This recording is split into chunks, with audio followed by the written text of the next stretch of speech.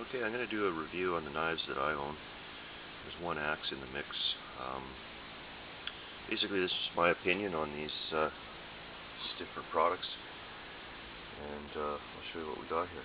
This is a Normark, made in Sweden. Hunter's skinning axe, they call it. I don't use it for skinning. I don't use it for cutting down bush either, because it doesn't really have the weight on the head. As you can see, it's only an eighth of an inch thick. So basically, I just use it as a throwing axe, just to goof around with, throw it around when I'm out camping and stuff. But I'm sure it works good as a skinning axe, but I've never used it for that purpose. I think I paid $59 for it. It's a good little hatchet overall.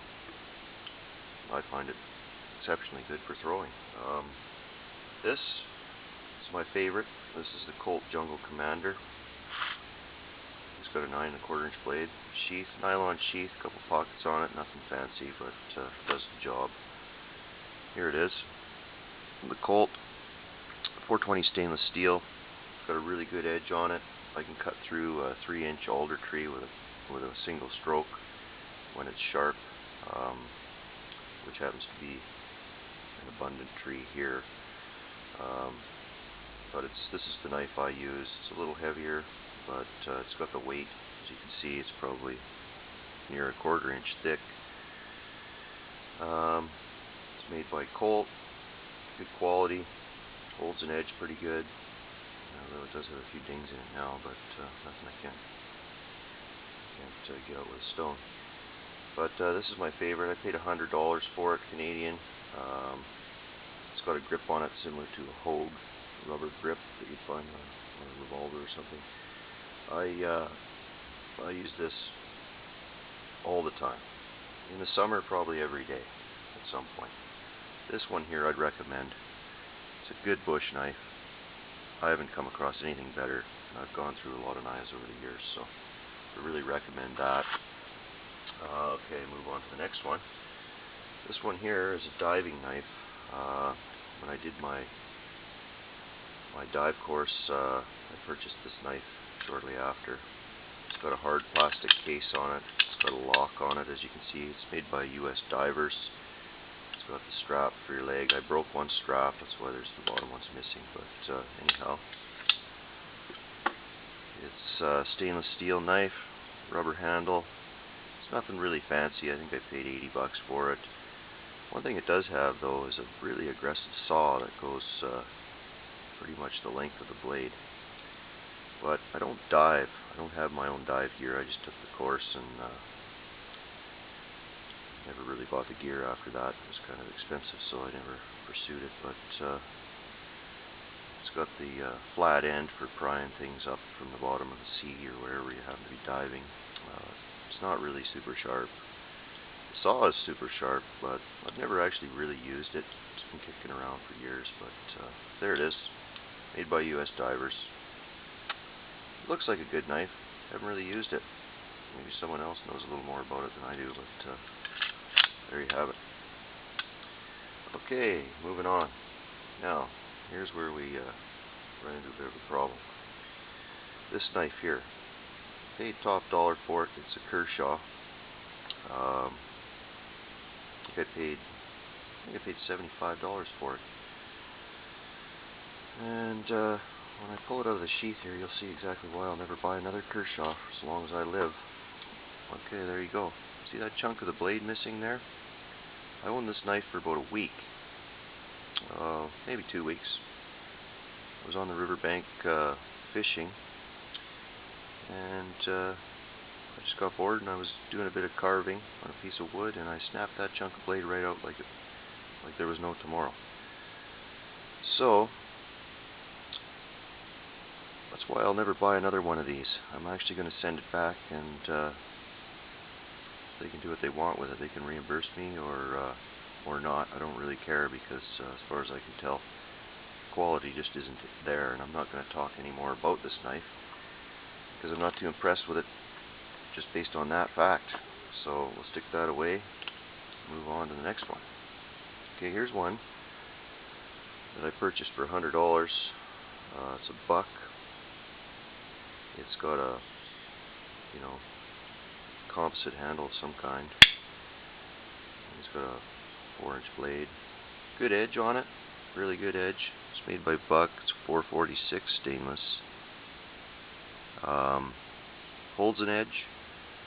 You have to forgive me, it's got fish eggs all over it and dried dirt and stuff, but I use this knife all the time. I don't see what the point in having a knife is if you're not going to use it.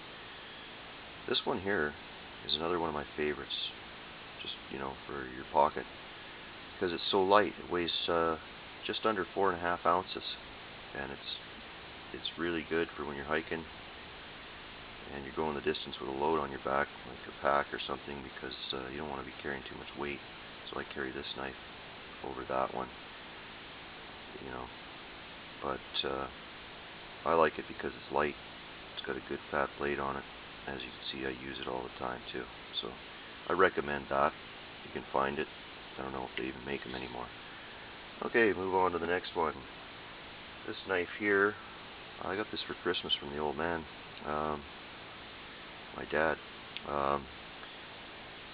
It's made by the Franklin Mint. It's a collector's knife. I don't use it. It's kind of too fancy.